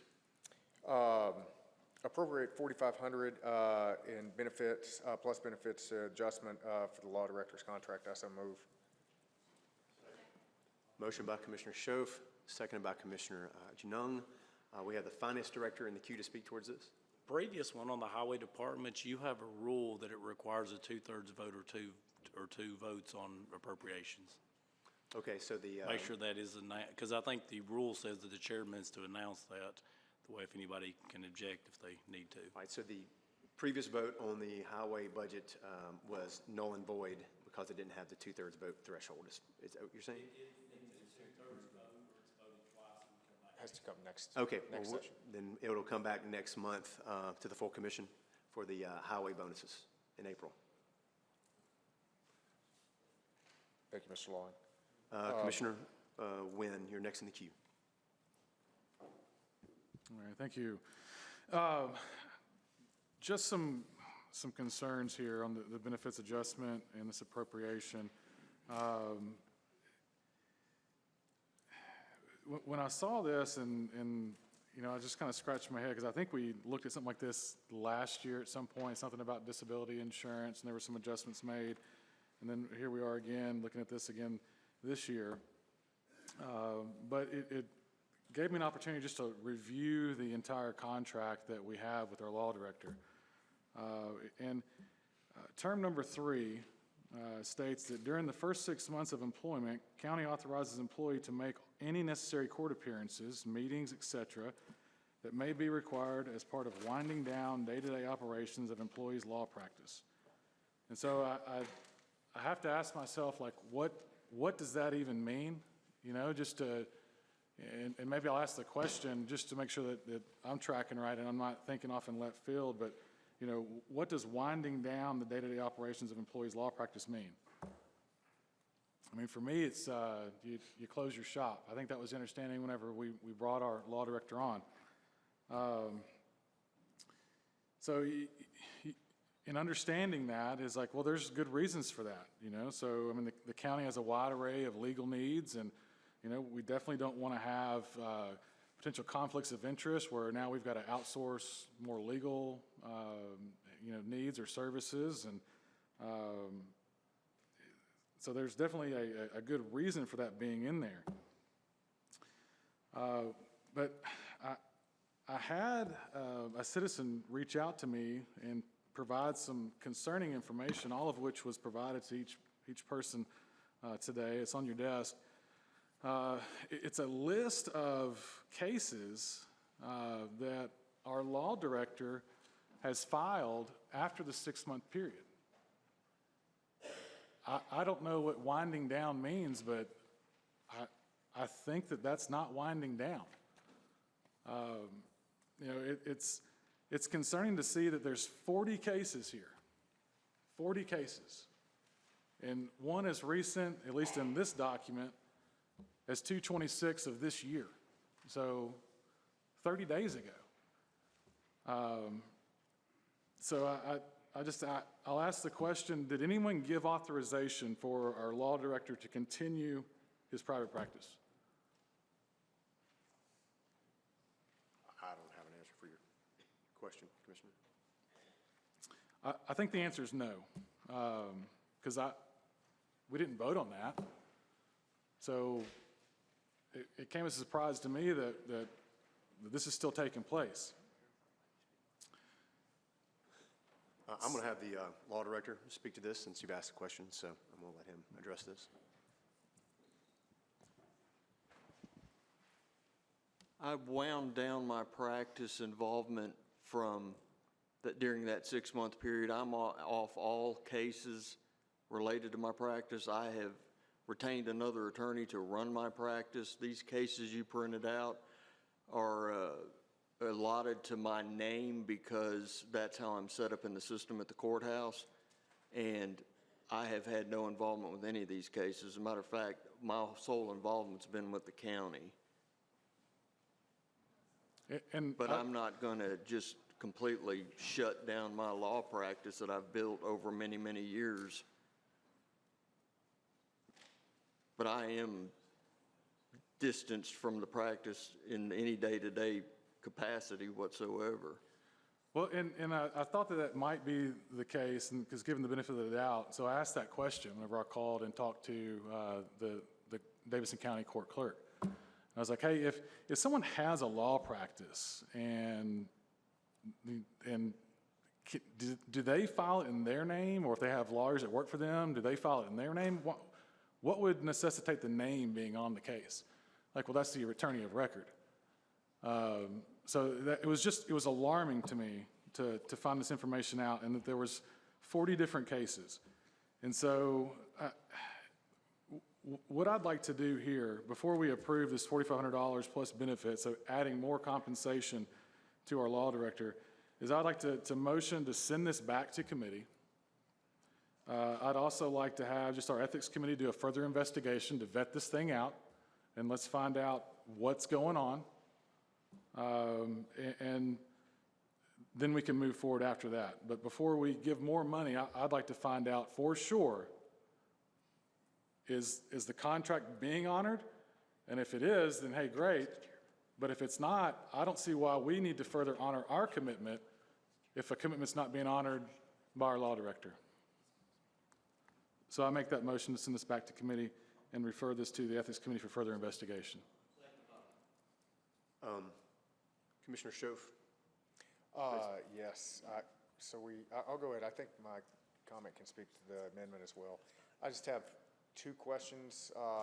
If I can direct them to you and you direct them with the law director, and maybe we can just clear this up now. And I genuinely, this is the first time I saw this. I'm not prepped for anything here. I'm just interested. Can you state for the record that you are not personally involved in any of these cases any further? That you're spending none of your hours? Make sure your mic on. My turn to Eric's. That's correct. And the second question is, are any of these cases in any way in conflict, or would they have any conflict of interest with any of your duties as the county law director? Absolutely not. That was my only notes. Can you restate your motion just for clarification? Yep. Let's see. I want to send this back to committee, so send the appropriation for the $4,500 plus benefits adjustment back to committee, and then just refer to the Ethics Committee to further investigate the involvement in these cases. All right.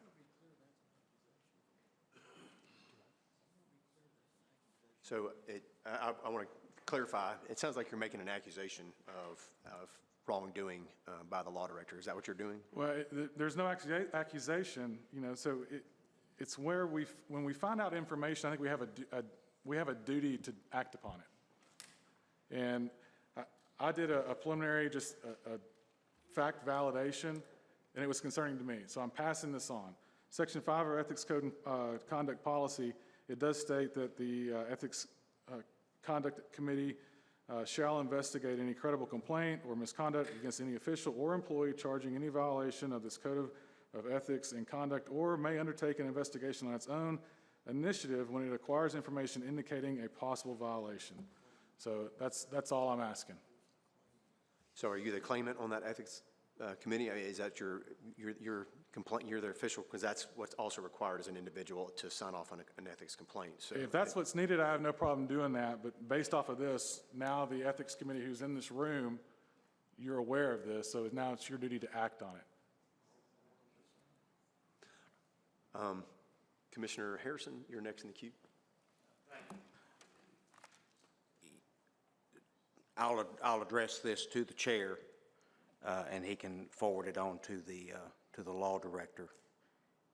You stated, or the statement was made, that there's been no involvement other than the use of his name. So my question would be, by using your name, are you receiving, because it's your law practice, and I was on the ad hoc committee when the statement was made that you would be winding down. In fact, you sat directly in front of me when you said it. Are you receiving any monetary compensation from these cases for the use of your name in these filings? My practice is based on contingency fees that could go on for 10 or 20 years. I'm always receiving money, regardless of whether I participate or not. Then my next question would be, why would we remotely consider giving an additional $4,500 if you're double dipping? Thank you. Just to clarify, I'm going to have either the finance director, if he can, clarify why this got brought up. There was a concern, the actual contract says if the law director becomes disabled, he will receive the actual disability benefits. There is no policy right now to receive disability benefits. So my concern is if he becomes disabled, the county's going to be paying that. The budget currently contains, I believe, 20, and I can't get the exact amount. I believe it's $2,800. Last year, it was amended to $5,800, and a policy could not be obtained for $5,800. The last word I heard, it was somewhere around 10. Is that correct? I believe that was what Ramona in John's office told me last time when she was there. So the question came up, did the commission want to fund the 10 or something smaller in lieu of the actual disability policy? Looking at the averages for the 2 years, it's somewhere around $4,500 this budget. It's slightly under. So that's where the $4,500 came in with contingency that the thought process to remove the disability. That way he would not be due any disability amounts if he become disabled. Commissioner Schoaf. I just want to make this put everything that Mr. Long said in very succinctly. The purpose of this is that there is inherent risk in the contract. This is not a bonus for our law director. There is an inherent risk just because of the way the contract is written, and this is a way to reduce that risk that was amenable to both parties. You know, that it's just the way the contract was written, and so this is a way to wind that, to kind of burn that off. That's the purpose. It's actually to reduce risk and to reduce, one, to prevent us from not having to pay, to prevent us from having to pay $10,000 or more toward a disability policy that would have fulfilled our obligation in the contract, or two, leave us in violation of that contract. This was a way out of those issues. I'm going to remind folks, I guess we're going to speak to the merit of the amendment to the main resolution, as well as feel we're a little out of bounds on this, honestly, based on what we're voting on. But Commissioner Rodgers. Thank you, Mr. Chairman. I would urge caution with the way we proceed with this. The attorneys and judges have a board that governs their ethics and their whole scope of work, I guess. But not too long ago, I believe in these very chambers, we made that same argument with the judge. There was a person in here making accusations against the judge, and I believe Chairman Hyde said the Tennessee Court Association of Courts, AOC, or excuse me, Board of Professional Responsibility, has that exact body, and that's what they do. They take complaints based on attorneys Plus, also, we need to be careful that we're not practicing law without a license. When we go start making accusations against people that they're doing stuff outside of their scope of work, I think that's a very slippery subject, so therefore I can't vote to support this amendment. All right, thank you, Commissioner. Commissioner Boyd. So, Chairman, just to add a little history, when we were interviewing for the law director position, I read a lot of stuff. I like homework. And I believe I read all the way back to when we've hired the first law director. And if somebody was here, please tell me if I read this right. So we actually set up the first term for 6 years. And that was discussed in the minutes that I believe I read, and it was a while ago, because we wanted to ensure as he walked away from his law practice, he would have 6 years. They did agree that after that period of time, they would make it a 4-year period. And I found that interesting, and I don't believe I shared it with anybody during that interview process, but I did watch, and I thought how interesting it was with the first county attorney. We gave them that buffer of 6 years before we went to 4, because they said they didn't want him to walk away from a practice that he couldn't reopen. So I just wanted to add the history that I recall from the minutes 2 years ago that I read. All right, thank you, Commissioner. Commissioner Teachner. Thank you, Mr. Chairman. I take the ethical practices very, very seriously, as I believe everyone in this room does.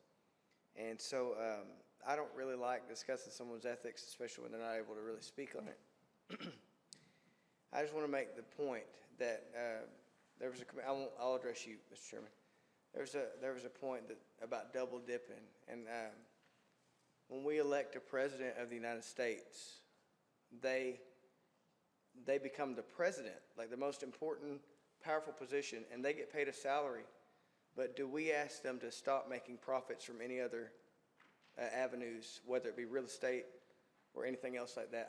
I don't think that's the precedent that we do for our POTUS. So I just feel like that may be something that we want to consider in the local county level, that we may not want to make that requirement for our law director. I will be voting no on this ethics investigation. Commissioner Rogers. Question, sir. Second. Question's been called. There's a second. All in favor say aye. Aye. Any opposed? All right. Are you a no? Yeah. Okay, we have one no vote. All right, we're going to be back to the main motion to appropriate $4,500 plus benefits adjustment to the law director's contract. It's the, for the amendment for Commissioner Wynn's amendment. So, all right, let's put that on the board. Call question. Each commissioner record your vote.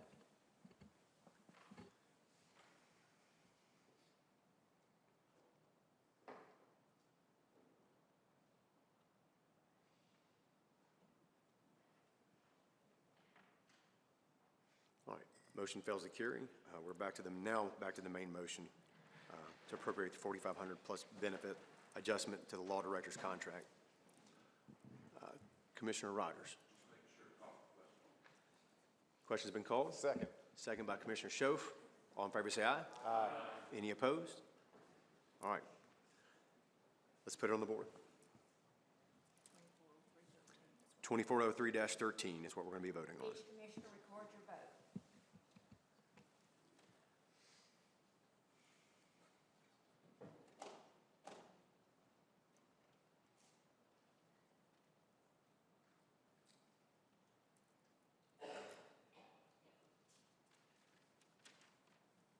Mr. Chairman. Thank you, Mr. Chairman. Two-thirds rule, but let me make sure I clarify. What your rules say is it requires two votes, or with a 2/3 vote, you can skip the 2 votes. In other words, we will it says you move- vote appropriation with 2/3 vote, or 2/3 can say. We'll move this that to they- the May agenda, the April agenda. So item 2403-14 is appropriating $2.274 million from FY '23 to FY '24. This is carryover funds for the new Shackle Island Drakes Creek intersection development. Motion by Commissioner Schoaf, second by Commissioner Rogers. Seeing no discussion, all in favor say aye. Aye. Any opposed? All right, motion carries. Appropriate $8,400 for medical examiner training. Second. All right, motion by Commissioner Rogers, second by Commissioner Schoaf. All in favor, say aye. Aye. Any opposed? And item number 2403-16 was appropriating $524,230 to the Highway Department for asphalt hot mix, but I believe that the way that was contingent. Yes, sir. My understanding, it only included local revenues, which would not include these for the 5-year maintenance of effort. There was some question because of some of the verbiage on the County Technical Assistance website. I actually emailed their consultant, and he said I was correct. It only counts local revenues, so these 2 revenues are excluded from your 5-year average. So it does not affect. There's no maintenance of effort on this appropriation? Correct. No impact, okay. I so move. It's a motion by Commissioner Schoaf, second by Commissioner Rogers. Commissioner Janone. This is actually something I want to do after this. I didn't want you to adjourn without me saying something. So if you don't mind, we could vote, and then I have something I want to say. Okay. Yeah, Commissioner Rogers is correct. Just you can stand and ask for a point of personal privilege on that one. So. All right. Seeing nobody else in the queue, all in favor say aye. Aye. Any opposed? Motion carries. Is there a no? Okay. Commissioner Brown is a no. Anybody else is a no? All right, Commissioner Brown came as a no. Commissioner Janone? Chairman, That concludes our report. okay. This has to do with the William and Martha Brown appropriations, the $500,000.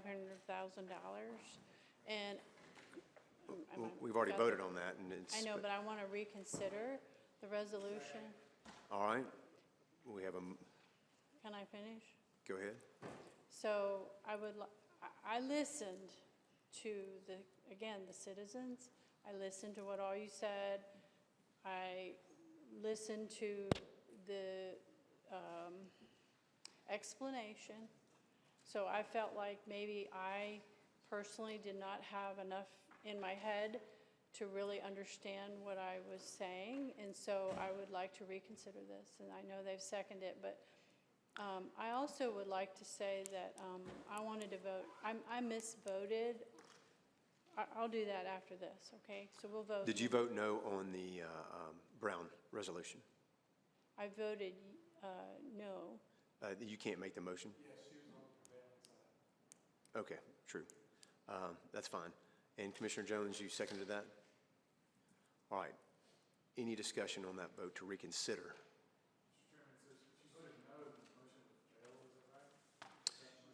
It did fail. It failed on for not having to go to on first reading, basically, of waiving the first reading, a 2/3 majority vote. So that's why it's going to April. So technically, she can make that motion to reconsider before the meeting adjourns to, I guess, attempt to override that.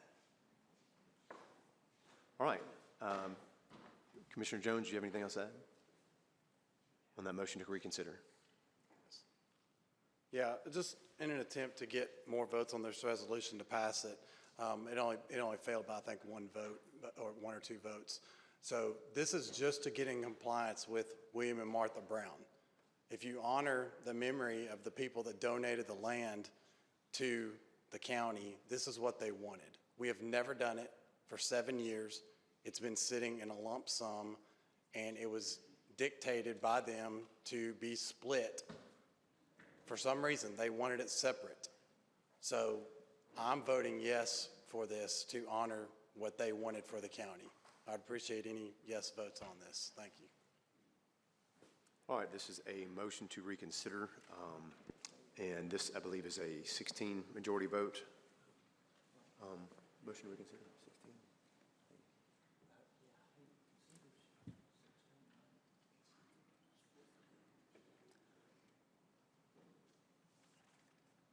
Just want to make sure we have the right majority threshold on this one.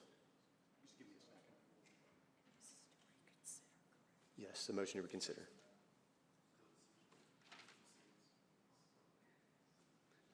The quorum doesn't change because people are missing. It's still 13 vote majority and 16 vote 2/3 majority.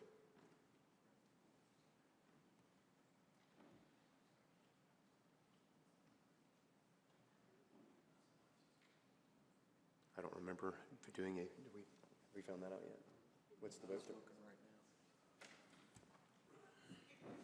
Apologies, I don't think that we've ever had a vote to reconsider, at least in my tenure, so this is,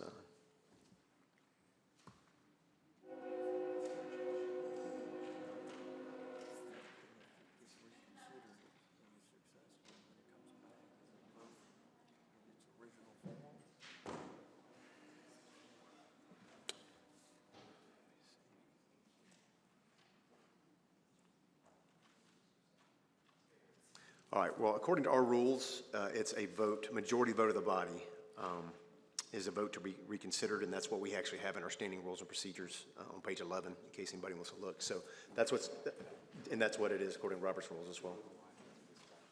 So, so we're going to do, it's a simple majority vote for the vote to reconsider, and I'll ask the clerk to put that on the board. Each commissioner record your vote.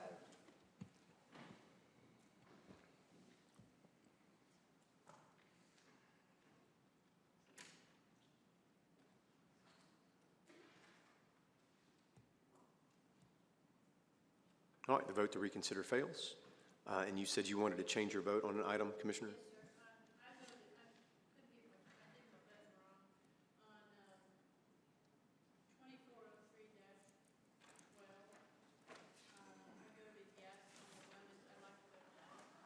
All right, so Commissioner Jung, you're changing your vote on the appropriation of $135,000 for the one-time bonus for Highway Department, and you're changing that to a no. So we'll let the clerk show that in a minute. It would, I think it was 14-7, so it would not change the outcome of that vote for April's meeting. So, all right, one more motion. Motion adjourned. Got a second?